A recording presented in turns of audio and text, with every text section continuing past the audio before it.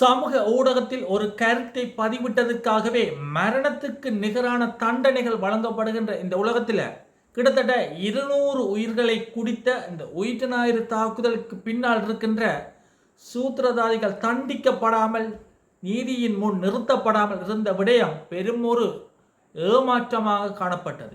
இந்த நேரத்தில் தான் இப்பொழுது ஒரு அதிரடியான தீர்ப்பு ஒன்று வெளியாகியிருக்கிறது. 35 வருட கால போலீஸ் சேவை, நாட்டின் மிக உயரிய பதவியான போலீஸ் மா அதிபர் நாட்காலி, ஒரு நிமிட அலட்சியமும் தவறும் ஒரு மனிதனுடைய வாழ்க்கையை எந்த அளவிற்கு புரட்டி போடும் என்பதற்கு உதாரணமாக இன்றைய தினம் நீதிமன்றத்தினால் வழங்கப்பட்ட மரண தண்டனை ஒரு சாட்சியமாக விளங்குகிறது.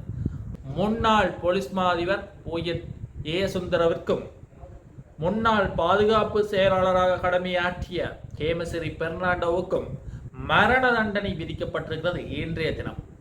குறிப்பாக 2019ஆம் ஆண்டு ஏப்ரல் மாதம் 21ஆம் தேதி நடைபெற்ற ஈஸ்டர் குண்டு தாக்குதலின் போது கிட்டத்தட்ட 200க்கும் அதிகமான மக்கள் கொல்லப்பட்டனர், 100க்கும் அதிகமான மக்கள் காயமடைந்தனர்.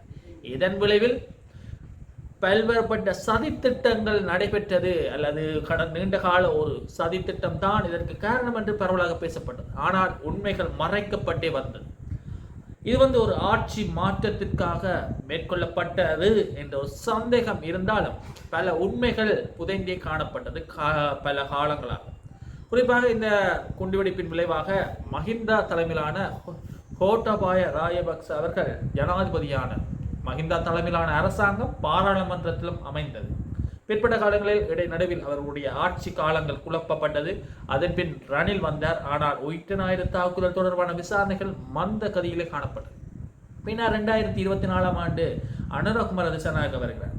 அவர் முக்கியமான வாக்குறுதிகளை தேர்தல் மேடைகளில் முன்வைக்கின்ற இந்த உயிர் ஞாயிறு தாக்குதலில் சூத்திரதாரிகளை நாங்கள் கைது செய்வோம், நீதி நிலைநாட்டப்படும் என்ற ரீதியில் தன்னுடைய வாக்குறுதிகளை அள்ளி நிறைத்திருந்தார்.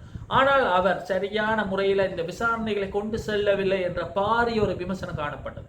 அதற்கு சிறிய ஒரு முற்றுப்புள்ளி வைக்கும் விதமாக இன்றைய தினம் அவர்களுடைய விசாரணைகளின் முடிவில் 2 நபர்களுக்கு மரண தண்டனை விதிக்கப்பட்டிருக்கிறது. இந்த உயிர் ஞாயிறு தாக்குதல் தொடர்பாக குறிப்பாக உளவுத்துறையினுடைய எச்சரிக்கையை சரிவர அலட்சியம் செய்தமை அல்லது தன்னுடைய கடமைகளை செய்ய தவறியமை போன்ற குற்றத்திற்காக முன்னாள் போலீஸ் மா அதிபருக்கும், அதே நேரத்தில் தன்னுடைய கடமைகளை சரிவர செய்யாமல் உயிரிழப்பிற்கு ஆதரவு வழங்கினார் என்ற அடிப்படையில் முன்னாள் பாதுகாப்பு செயலாளருக்கும் மரண தண்டனை விதிக்கப்பட்டிருக்கிறது. பெரும் ஒரு அதிர்ச்சியில் உயர்மட்ட அதிகாரிகள் மத்தியில் பெரும் ஒரு அதிர்ச்சி அலையை ஏற்படுத்தியிருக்கிறது.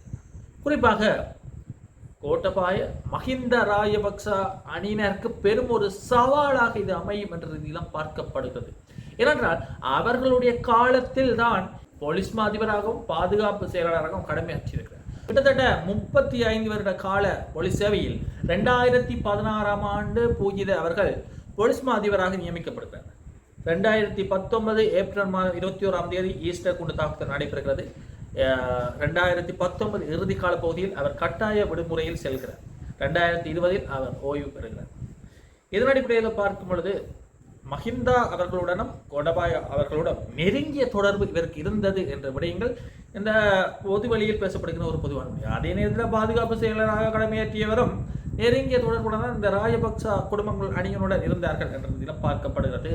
அதே போல இப்ப இருக்கிற அரசாங்கம் முக்கியமான அமைச்சர்கள் முதல் ஜனாதிபதி வரை அவர்கள் அடிக்கடி கூறுகின்ற விடயம் என்று பார்த்தால் மக்களுடைய பிணங்கள் மீது கூட ஏறி நின்று ஆட்சியை செய்ய வேண்டும் என்ற அதிகார மோகத்திற்காகத்தான் இந்த ஈஸ்டர் குண்டு தாக்குதல் நடைபெற்றது என்ற ரீதியில பல்வேறுபட்ட ரீதியில கடந்த கால அரசாங்கத்தின் மீது பாரிய அளவில் விமர்சனங்களை முன்வைத்திருந்தார். இதன் அடிப்படையில் அண்மையில கூட முன்னைய ஜனாதிபதி கோட்டபாய ராஜபக்ச அவர்கள் நீதிமன்றத்தில் ஒரு மனுவை தாக்கல் செய்தார். என்னை பயங்கரவாத தடை சட்டத்தின் கீழ் கைது செய்யக்கூடாது இந்த உயிர் ஞாயிறு தாக்குதல் தொடர்பாக என்ற மாதிரி ஒரு மனுவினை, அது தொடர்பான விசாரணைகள் கூட வருகின்ற 3ஆம் தேதி நடைபெறும். ஆகவே இவ்வாறு பல்வேறுபட்ட ரீதியில் காணப்படுகிறது. இந்த ராஜபக்சர்களுடைய குடும்பங்களை சுற்றி இந்த விசாரணை கோணங்கள் செல்லுமா என்ற ரீதியில் பார்க்கப்படுகிறது. ஆகவே நாங்கள் பொறுத்திருந்து பார்ப்போம் இந்த விசாரணைகள் எவ்வாறு காய நகர்த்த போகிறது என்பது. அதே நேரத்தில் சிறையில் இருக்கிற பிள்ளையானுக்கு என்ன நடக்கப் போகிறது, இனிவரும் காலங்களில் என்னென்ன அதிகாரிகள் எவ்வகையில் கைது செய்யப்பட போகிறார்கள், அவர்களுக்கான தண்டனை எவ்வாறு அமையப் போகிறது என்பது தொடர்பாகவும் நாங்கள் காத்திருக்கத்தான் வேண்டும். இந்த இடத்துல நாங்கள் இன்னொரு முக்கியமான விடயத்தை பார்க்கணும். என்னென்று பார்த்தால் நாமல் அவர்களுடைய கருத்துக்களும் சர்ச்சைகளும் என்ற அடிப்படையில் குறிப்பாக அண்மை காலமாகவே அவருடைய கருத்துக்கள் பல்வேறுபட்ட ரீதியில் பரப்பப்பட்டு வருகிறது. குறிப்பாக ஒரு விடயத்தை தெரிவித்திருந்தா இல்லை, நீங்கள் நெச்ச படிக்கலாம் எங்கள் மீது கை வைக்க முடியாது என்ற மாதிரி ஒரு கருத்தை தெரிவித்திருந்தார்.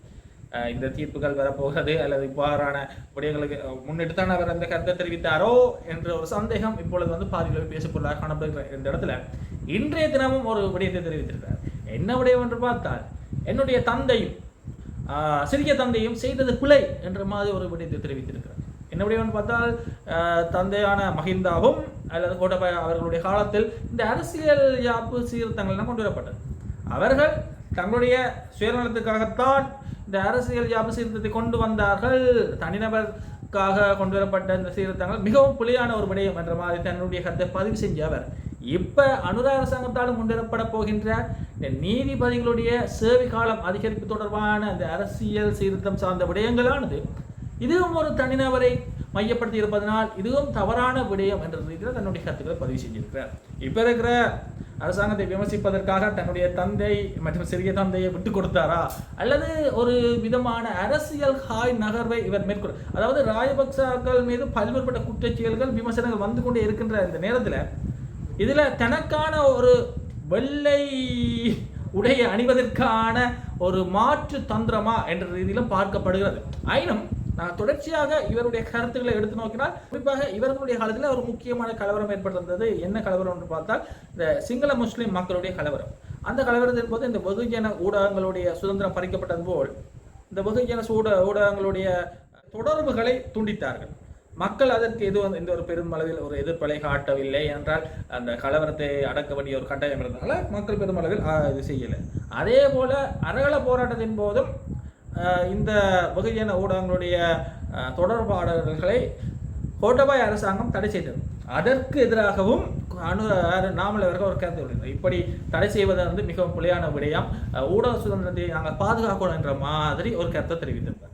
ஆகவே இவருடைய அரசியல் பார்வை அல்லது அரசியல் நோக்கு வேறு விதமாக அமைகிறது. 2029 இவர் தேர்தலில் போட்டியிடுவார் என்று கருதப்படுகிற இந்த நேரத்தில் இவருடைய அரசியல் நகர்வு ஒரு வித்தியாசமாக இருக்கிறதா அல்லது தென்னிலங்கை மக்களுடைய வாக்குகளை பெறுவதற்காக தன்னை ஒரு தூயவராக காட்டிக்கொள்ள முயல்கிறாரா என்ற ரீதியில் பார்க்கப்படுகிறது. ஏனென்றால் தன்னுடைய தந்தை சிறிய தந்தைக்கு எதிராகவே சில விடயங்களை அவர் முன்வைத்து வருகிறது அதிகமாக காணப்படுகிறது.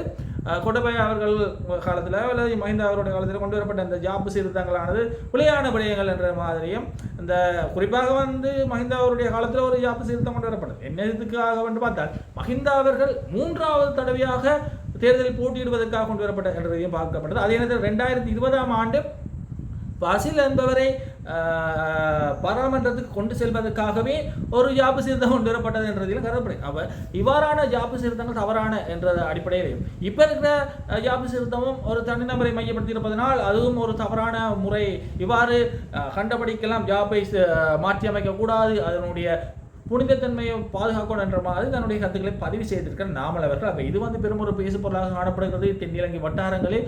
அவை நாங்கள் பொறுத்திருந்து பார்ப்போம் இந்த இலங்கை திருநாட்டில் என்னதான் நடக்கிறது என்பது தொடர்பாக.